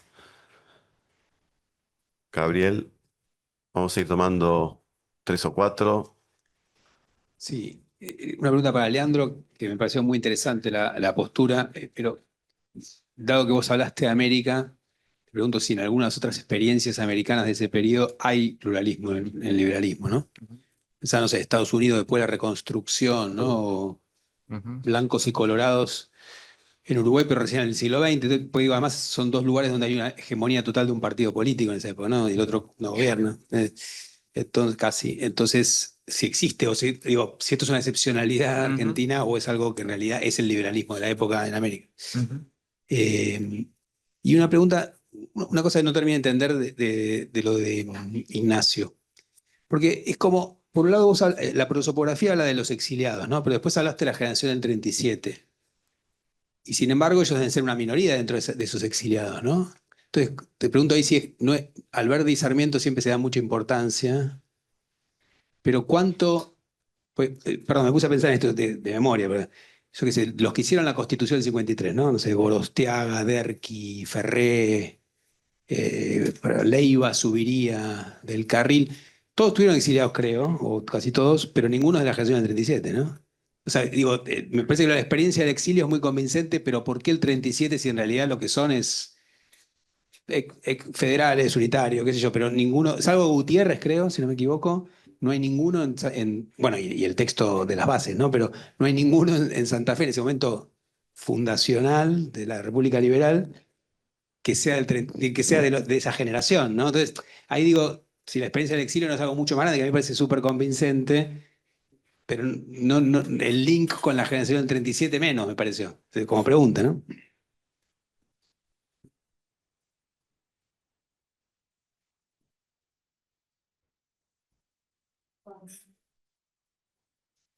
Bueno, quería preguntarte, Leandro, en esta lógica facciosa, pero no obstante liberal, ¿cómo encontrabas vos el debate público o el debate político? Y en esta mirada más de largo plazo, si podemos hablar de un debate más inexistente o un achatamiento del debate público hoy en día, em, que mantiene una polarización excluyente, pero que sigue siendo un rasgo democrático.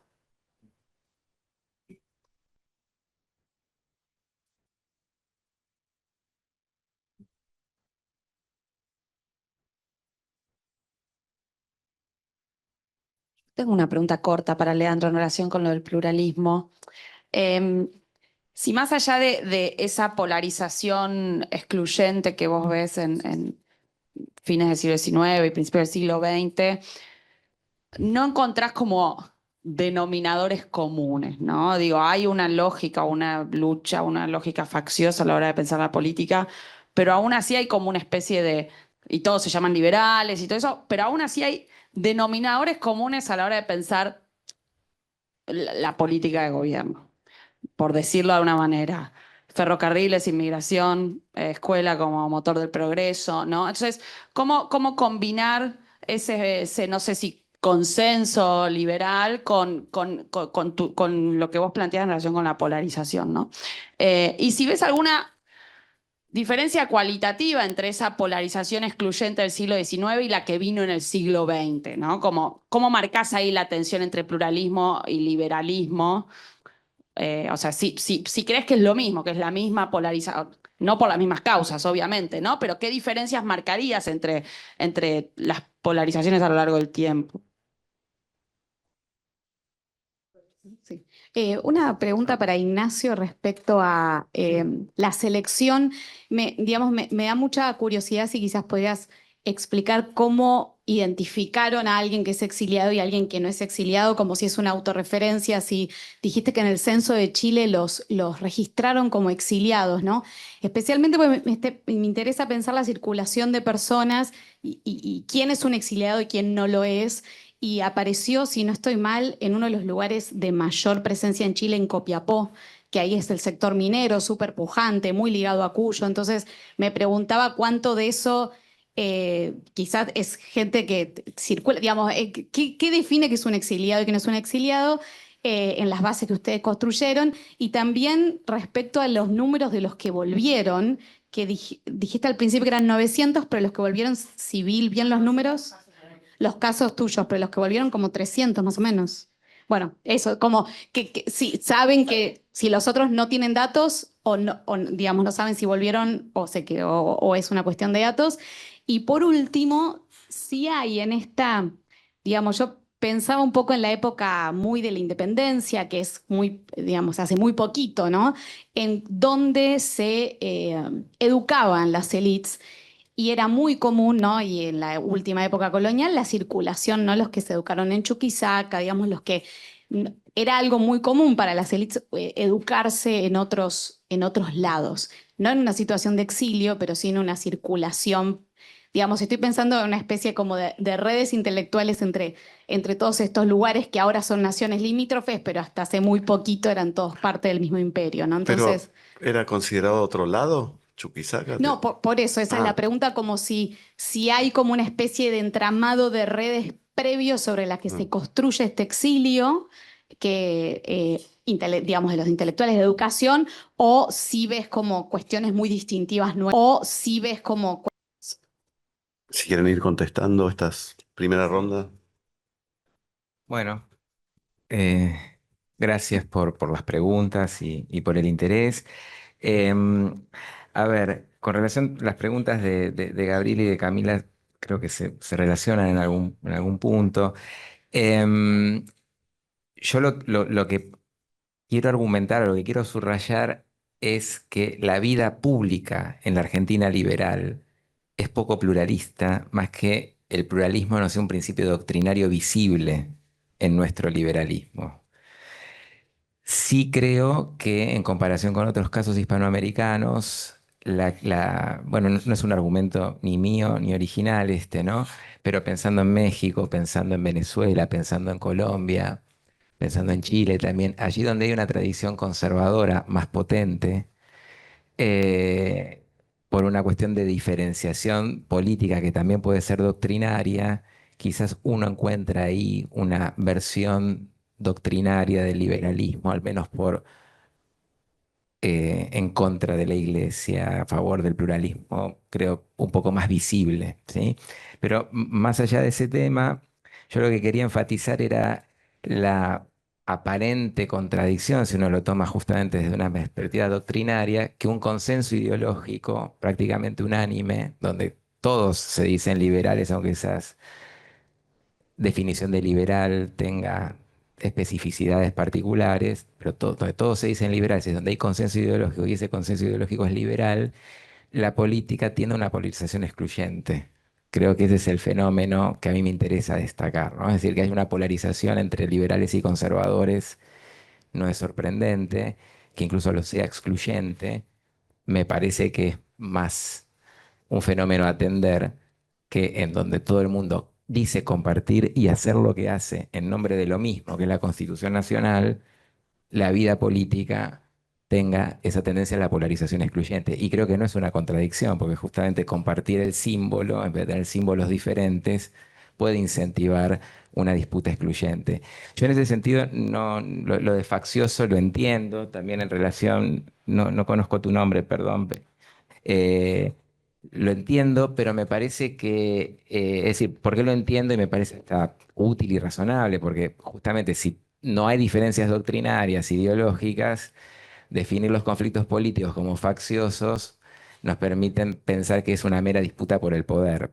Pero, a su vez, la idea del faccionalismo, al menos en mi mirada, remite a una idea de política notabiliar o donde, digamos, las disputas son, pero al mismo tiempo no son tanto. Yo creo que eso puede bajar la intensidad ¿no? A cómo era vista, es decir, las insurrecciones armadas Mitra en el 74, bueno, lo que ya sabemos, Revolución del 80, Revolución del 90, etcétera.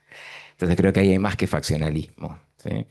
Respecto a los denominadores comunes, es lo que creo que acabo de decir, es decir, como que hay un proyecto compartido, lo que es una disputa feroz por quién conduce el proyecto o mejor lo representa. Entonces creo que ahí hay una singularidad de la Argentina liberal, no, no hay un proyecto alternativo al liberal, lo que hay es una disputa feroz por quién lo conduce. Y es ahí donde la polarización excluyente, la nación-oligarquía, cobra fuerza. Y se hace muy evidente en la prensa, en las prácticas políticas. También la idea de la representación unanimista, ¿no? Es decir, todos dicen ser la nación al momento de presentarse en la arena pública. Respecto de las diferencias, eh, ahí obviamente si uno va a la teoría política podría decir, bueno, la polarización liberal no es igual a la polarización republicana, a la polarización populista o a la polarización autoritaria, porque la rigidez entre el ellos y el nosotros es más o menos flexible. Pero bueno, también decía lo del cambio de significado, ¿no? La nación liberal no es la nación antiliberal. Y eso es lo que creo que va cambiando, y la oligarquía no es siempre la misma. Bueno, creo que ahí hay justamente una misma categoría con polivalencias políticas cambiantes. Respecto de lo del achatamiento, no sé, no me quiero meter, es como una opinión ya, ¿no? No tiene fundamentación empírica.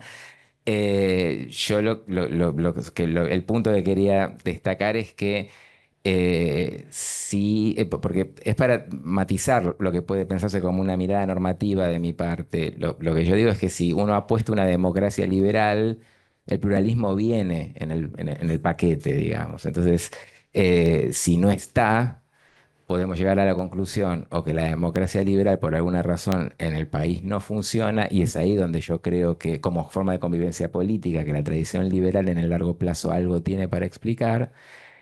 O como decía antes, bueno, hay una tensión irreductible entre política y democracia liberal, porque si la política es polarización, es conflicto es laclosiana, schmittiana, como lo querramos calificar, bueno, la democracia liberal no puede ser una forma de convivencia política factible, ¿no? Pero bueno, ya es otra discusión eso. Bueno, es por ahora. Bueno, voy a arrancar por la pregunta de Gabriel. Y ahí debo aceptar que un poco me pescaste, porque este trabajo en realidad es un paper que salió hace poquito que se titula El exilio y el impacto del desexilio en la regeneración institucional de la Argentina, 1829-1861. No es sobre la generación del 37, yo estudié bastante a los exiliados durante el rosismo y obviamente que no todos los exiliados fueron miembros de la generación del 37, ni todos los miembros de la generación del 37 se exiliaron, aunque sí la mayoría, aunque tampoco había carnet de miembro de la generación del 37, pero la mayoría de la generación del 37 se terminó exiliando. Entonces, como me invitaron a presentar algo sobre la generación del 37 y acabo de publicar este trabajo, bueno, está un poquito forzado, pero obviamente que dentro de esos exiliados de los que hablé hay un montón de miembros de la generación del 37 que tuvieron roles fundamentales, sobre todo donde más investigamos que fue en Buenos Aires, y vos hablaste de Paraná y ahí hay bastante trabajo por hacer, que prestamos menos atención a Paraná, y si bien mencioné las provincias, también menos atención a las provincias porque hay menos información sobre lo que pasó en las provincias, que sería interesante trabajarlo más. Eh, pero bueno, y por otro lado, respondiendo a tu pregunta, que es sumamente compleja y muy interesante, y que también recién Victoria hablaba de cuándo es exilio, cuándo no, el límite, esto lo discutí mucho con Edward, que es el colega con el que escribí este trabajo, porque, bueno, hay muchos grises. Por ejemplo, hablábamos de Copiapó, él trabajó sobre todo sobre los exiliados en Copiapó, donde la mayoría no son exiliados políticos. Esto lo hablaba recién cuando almorzábamos con Darío, que muchos en una situación de estancamiento económico y las provincias estaban un poco complicadas y Chile estaba levantando económicamente. Y entonces es interesante irse, cruzar la cordillera para conseguir trabajo. Y lo curioso es que en realidad eso, por un lado, implica que uno puede irse del país no siendo un exiliado político, pero termina siendo un exiliado político por las circunstancias posteriores. Por ejemplo, no puede regresar cuando quiere, porque la situación local cambió, se hizo más hostil, o porque desde el exilio normalmente terminan incorporándose a clubes y se terminan politizando, ¿sí? Entonces, quienes por ahí no arrancaron yéndose del país como exiliados terminan, digamos, identitariamente adaptándose a los exiliados y tomando sus banderas. Eso por un lado. Y por otro, bueno, sobre Copiapó, tenemos un montón de información de personajes que formaron parte de ese exilio, que estamos hablando de cientos o de miles de personas. De la mayoría de ellos sabemos muy poquito, tenemos solo los nombres. Y en ese sentido, por eso, cuando en relación a la otra pregunta que me hiciste del retorno, tenemos información mucho más escasa de quienes volvieron y muchísimo más escasa de a qué se dedicaron cuando regresaron. Y ahí, mientras más información tenemos, es una información, si se quiere, más elitista, de las personas que ocuparon cargos que quedaron registrados, en muchos casos los conocemos, otros son de segundo orden, pero fueron realmente importantes. Eh, y en ese sentido me centré más con respecto a la última pregunta de esas redes. Sí, las redes ya existían, las naciones se están configurando en la primera mitad del siglo XIX, así que ahí hay una diferencia, porque el exilio del rosismo fue tan dilatado, duró más de 20 años en muchos casos, que las identidades fueron cambiando y se fueron constituyendo en ese momento, no solo dentro de la Confederación, sino también afuera. Entonces, un exiliado de principios del 20 puede pensar la nacionalidad muy distinto 20 años después. Y eso es sumamente interesante, ¿no? Pero nos centramos más que nada en las habilidades y en las profesiones, si es que se puede decir, o las actividades en las que fueron adquiriendo experiencia y cómo esa experiencia pudo trasladarse al retorno y cómo se incorporó al retorno, ¿no? Eso es lo que más nos interesaba en el trabajo.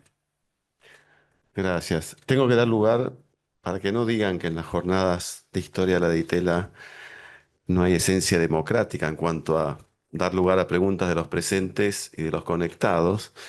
Tengo dos preguntas de conectados. Antes yo voy a dejar picando una para María Victoria respecto a una dimensión. Vos trataste muchas dimensiones acerca de Alberdi en tu ponencia, pero hay una dimensión que casi no fue mencionada, que es la de su supuesto socialismo romántico, que quería ver un poco qué impresión tener respecto a esa fase o postura puntual de Alberdi en su momento, ¿no? Y respecto a las preguntas que tenemos de afuera, las dos están dirigidas a Leandro. Una de Sofía Forte, que la voy a cortar porque es muy larga. Básicamente lo que ella pregunta es, en función de lo que referís respecto al pluralismo, ¿en qué grado considerás que es una fortaleza o una debilidad, ¿no? Y la otra pregunta es de un muy prestigioso amigo de la casa y maestro tuyo, Eduardo Míguez. Y es larga, esta sí la tengo que leer, a pesar de que es larga. A Losada dice, señalás que el liberalismo de, digamos, 1862-1912 no era pluralista, pero no estoy seguro de eso. Existió la libertad de prensa, una rica discusión sobre el carácter de los partidos políticos y la que existió en los 80s, y se continuó sobre el lugar de la Iglesia en el Estado y en la educación. La lucha que más falta de pluralismo, me parece, producto de la falta de un mecanismo reconocido como fuente de legitimidad de los gobiernos. No sé si que dejar María Victoria conteste la mía y después puedes ir preparando. Te doy tiempo a preparar la respuesta. Bueno, gracias. Bueno, un poco mencioné la etapa romántica, son unos capítulos muy importantes del libro, pero bueno, por cuestión de tiempo no lo había traído acá. Em, yo acá no tengo una postura original, un poco sigo a Elias Palti. Creo que el romanticismo de Alberdi o la discusión de ese Alberdi romántico, de cuán liberal o cuán romántico era o cuánto de la razón pesaba contra la voluntad, si había un iluminismo de fines, romanticismo de medios o romanticismo de fines, iluminismo de medios, si era mitad y mitad, si es 80-20. Yo, mi postura ahí, y no la invento, y un poco es la que considera Elías, y bueno, y hay otros intelectuales que no lo plantearon exactamente así, pero creo que es la misma idea, es que creo que él redefine de alguna manera el concepto de razón. O sea, como que la razón no puede escindirse de la voluntad, o lo ideal no puede escindirse de lo histórico. Eh, en ese sentido, otra vez, es como los romanticismos. El romanticismo de Alberdi es un romanticismo que reinterpreta o resignifica la idea de razón, o los valores iluministas, o lo que después la tradición liberal va a tomar como padres fundadores de Mayo, o que ya los toma en ese momento también.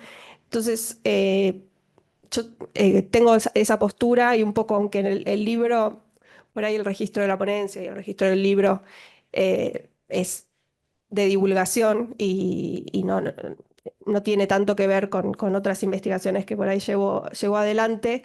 Sí tuve que hacer este como estado de la cuestión. Y finalmente me quedo en esta etapa de mi vida, porque también creo que la vida de golpe por ahí en 10 años hablamos, me quedo con que está resignificando esto de estar midiendo como, bueno, cuánto hay de una cosa o la otra, creo que no sirve, no ilumina, nada, no hay un romanticismo puro o un liberalismo puro y entonces estamos viendo la graduación. Bueno, eso. Gracias. Leandro, ¿estás listo? Bueno, bueno, primero la de Sofía, ¿no? Que si es una fortaleza o una debilidad. Bueno, obviamente depende de dónde se haga esa evaluación. Desde mi punto de vista, mirándolo desde la sociedad civil, el pluralismo es bienvenido. Es cierto que la tramitación política, ¿no? Del pluralismo es el asunto complicado y por eso se puede pensar que la democracia liberal entre sus aporías tiene esa, ¿no? Ya, no sé, esta misma contradicción del pluralismo de valores, pero al mismo tiempo que una sociedad es imposible sin cierto orden normativo, muestra una tensión probablemente inevitable, ¿no? Entre liberalismo y pluralismo, a pesar de que el pluralismo sea parte de la tradición liberal. Respecto de la pregunta de Eduardo, a quien le mando un saludo, es medio extraño decirlo así, si está conectado aún, yo vuelvo sobre un punto para quizás aclarar el argumento. No me refiero a que no haya principios pluralistas en la tradición liberal argentina y esos ejemplos que los muestra Eduardo, que menciona Eduardo son evidentes, como también, bueno, las garantías a las libertades civiles e individuales de la Constitución. Yo lo que quería subrayar es que la forma en que en la Argentina liberal se afronta la confrontación política, la lucha política, no es pluralista sino excluyente. Y que creo que el hecho de que todos los actores políticos compartan el proyecto liberal, además, es una causa de eso, ¿sí? Pero entonces no me refería a la ausencia de pluralismo o de políticas públicas como las que menciona Eduardo que apunten a hacer plural la sociedad, sino a la manera de vivir, representar y afrontar el conflicto político. ¿Mm? Gracias. Tenemos unos 10 minutos antes de pasar a la pausa del café. No sé si quedaron preguntas de la gente aquí presente, Ricardo. ¿Algún otro? Sí, yo iba a abundar en lo que dijo Eduardo Míguez. Este, para mí, bueno, hay mucha historiografía sobre las prácticas de vida de los inmigrantes, su defensa de su lengua, de su cultura, de su religión. Para mí eso es un modo de vida y que eran bastante evidentes y visibles Ujú. y públicos que dan cuenta de un pluralismo bastante importante. Así que yo no veo la razón por la cual circunscribirlo a la cuestión de la lucha política, digamos. Esto es parte de la vida social y política. La religión también es política y había muchos protestantes practicando su religión, le debatían a Sarmiento las comunidades italianas por enseñar su propia lengua, los galeses querían tener su propia república. Me parece que el pluralismo fue definitorio de la era dorada. Y vos lo que estás haciendo es simplemente contraponerlo contra otra frase que no es lo exactamente opuesto, que es excluyente. Tal vez no es opuesto pluralismo con excluyente. Tomo una o dos preguntas más, si es que las hay. Bueno, entonces, Quería decir una cosita que me quedó. sí. Es un minuto, sí, sí, el tiempo está. Aunque me acordé porque me habían preguntado el tema del exilio, cuando uno es exiliado o no, y me acordé una cosa de Victoria sobre Alberdi que me pareció curiosa y cómica, que no sé si lo habrás leído cuando hiciste la biografía, que tiene que ver también con los tiempos de cuándo regresar. Cae Rosas y la mayoría de los exiliados consideran que regresar al país es casi una misión, una experiencia casi religiosa. Tenían que, después de haber escrito 20 años mal sobre Rosas y lo mal que hacían las cosas, tocaba volver a embarrarse y demás, ¿no? pero dentro de los gráficos que mostré hay muy poquitos comerciantes que regresan, la mayoría les va muy bien en Valparaíso, muchos de ellos, y no quieren regresar. Y entre otros, el que no quiere regresar es Alberdi, que le exigen y le piden que venga para que ocupe un cargo público, porque iba a ser muy bienvenido, tenía muchos conocimientos, era una persona muy prestigiosa. Y encontré una carta que se jacta de uno de los amigos que le dice que venga, que lo necesita. Dice, ¿para qué voy a volver si no solo me van a desprestigiar y qué sé yo cuánto, sino que además acá en Chile como abogado gano 4 veces más? Así que, y bueno, esa fue una de las razones por las que Alberdi no regresó. Sí, eso es cuando ni bien cae el rosismo, en 1852. Después él va a estar 25 años más en el exilio y no va a ganar muy bien. O sea, él solo se compra la quinta en Valparaíso a partir de ejercer como abogado. Entonces, ese es su momento de esplendor económico también. Y sí, Urquiza le pide, él dice, no, yo te escribo las bases, que crucen a mula por los Andes, pero yo no voy. Y solamente quería agregar a lo que decías vos, que él se entera, se va de vacaciones, o sea, estaba como, tenía una parte como muy mundana, Alberdi también, esto de mucha tertulia, y se entera de la caída de Rosas cuando está volviendo de vacaciones de Perú con Juan María Gutiérrez, está por llegar el navío a Valparaíso, y se enteran de que cae Rosas, y Juan María Gutiérrez le dice nos vamos. Y él dice, no.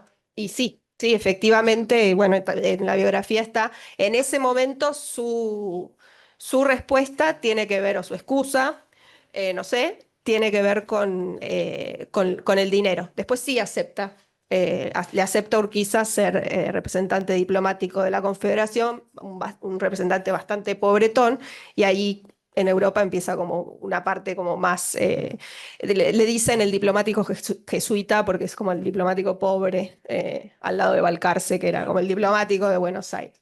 Pero bueno, nada, sí, eso, es muy largo el exilio de Alberti.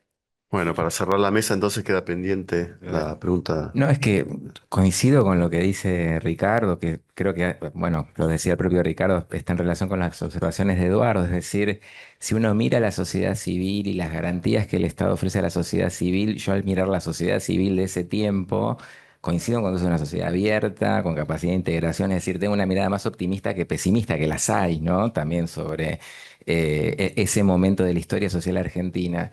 Yo me refería específicamente a la política en el mundo de las élites, de la clase política, así cómo se vive y se practica la política. Y el lenguaje nación versus oligarquía es de la Argentina liberal.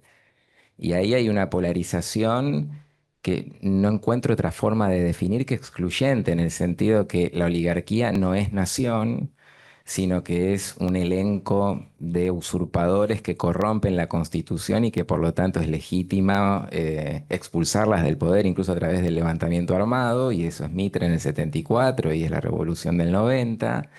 Y enfrente también el oficialismo del PAN calificará persistentemente al radicalismo como sedición. Bueno, Mitre va preso en el 74, ¿no? Es decir, me refería a ese punto donde sí hay una convivencia muy contrastante entre una sociedad abierta y una política que yo más que facciosa defino como con una polarización excluyente de amigo-enemigo, para decirlo rápido, con la particularidad de que eso ocurre en el marco de un proyecto liberal.